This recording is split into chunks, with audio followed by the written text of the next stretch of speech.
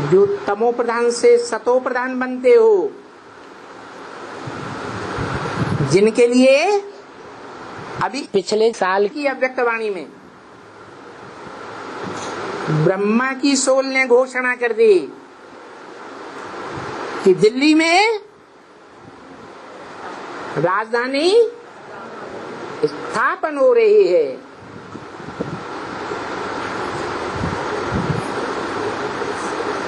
नई राजधानी की स्थापना में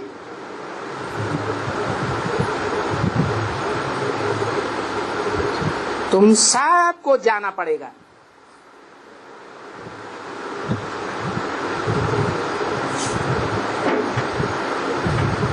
तो जो बाप के बच्चे नहीं थे, जिन्होंने बाप को अभी तक भी पहचाना नहीं,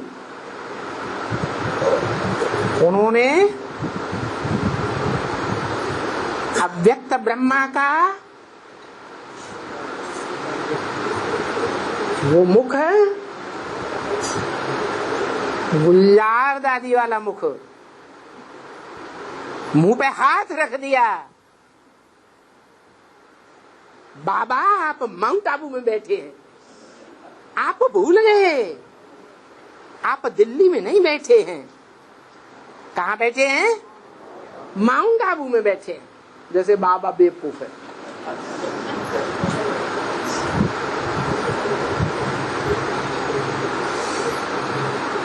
तो जो राजधानी स्थापन होती है 40 वर्ष में, वो 100% दुनिया की संपन्न राजधानी होगी या कमजोर राजधानी होगी? 100% संपन्न राजधानी। उस राजधानी में स्थापना करने वाले सहयोगी सारे ही सूर्यवंशी होंगे या और वंश के भी होंगे, सारे ही सूर्यवंशी।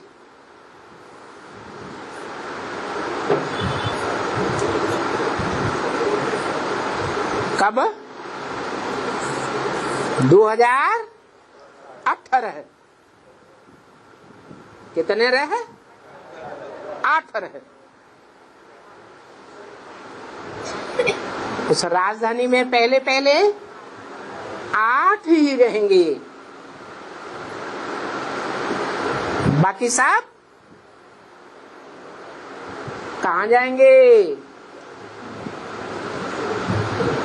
अरे 76 में कहाँ गए हैं? जब दूसरी बार बनाई हुई ब्राह्मणों की दुनिया का विनाश हुआ था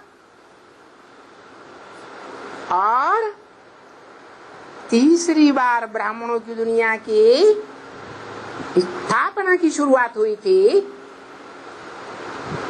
तो जिस एक पैर की स्थापना, वो जन्म की बात बताई, लक्ष्मी नारायण का जन्म हुआ, तो बाकी कहाँ गए थे? परमधाम चले गए क्या? इस दुनिया से चले गए क्या? है? कहाँ थे? हैं? अनिश्चय बुद्धि हो गए? अरे निश्चय बुद्धि ही कहाँ बने थे बाप के ऊपर? 76 में, 76 से पहले किसी ने बाप को पहचाना था क्या? पहचाना ही नहीं, तो अनिश्चय बुद्धि होने का क्या सवाल? तो कहाँ चले गए हैं? अरे पुरानी ब्राह्मणों की दुनिया में ही रहे। ऐसे ही चौथी बार जो ब्राह्मणों की दुनिया रची जाती है 2018 में, उसमें 8 राजधानी स्थापन करने में सहयोगी बनते हैं।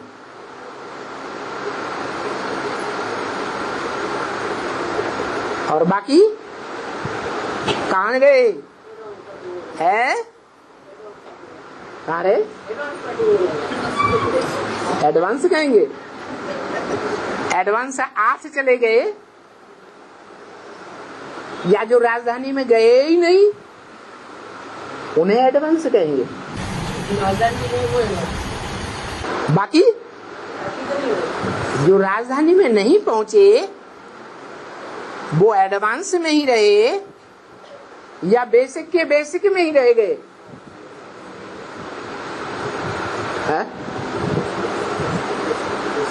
भक्ति मार्ग में रहे या ज्ञान मार्ग में आ गए?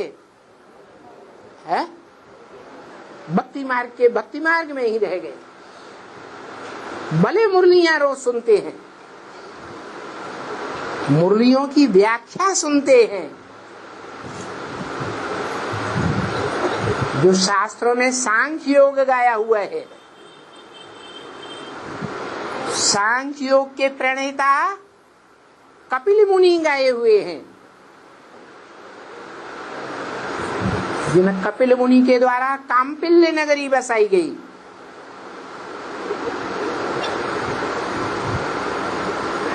जिन्होंने व्याख्या की है। सांख्य का अर्थ यह है सह आख्या। आख्या माने व्याख्या, एक्सप्लेनेशन। जो भी बात कही जाए उसको व्याख्या पूर्वक समझाया जाए, गहराई से। जैसे प्राइमरी स्कूल में बच्चे तुलसीदास, कबीरदास, रहीमदास, सूरदास के कवित्व पढ़ते तो हैं, रटते तो हैं, लेकिन उनकी गहराई से व्याख्या को समझते नहीं हैं। तो समझने समझाने का कार्य हायर क्लास में होता है। वो बेसिक के बच्चे जब हायर क्लास में ट्रांसफर होते हैं, जो मुरली में ही बताया कि आगे चल करके तुम बच्चों का नंबरवार क्लास ट्रांसफर होगा, और ये भी बता दिया क्लास ट्रांसफर होता है तो स्थान भी बदल जाता है, टीचर्स भी बदल जाते हैं।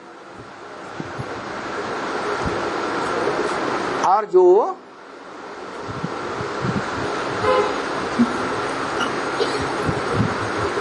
कवित्व पढ़े गए बेसिक में, चौपाइयां पढ़ी गई, उनके अर्थ भी, उनकी गहराइयां भी बदल जाती हैं।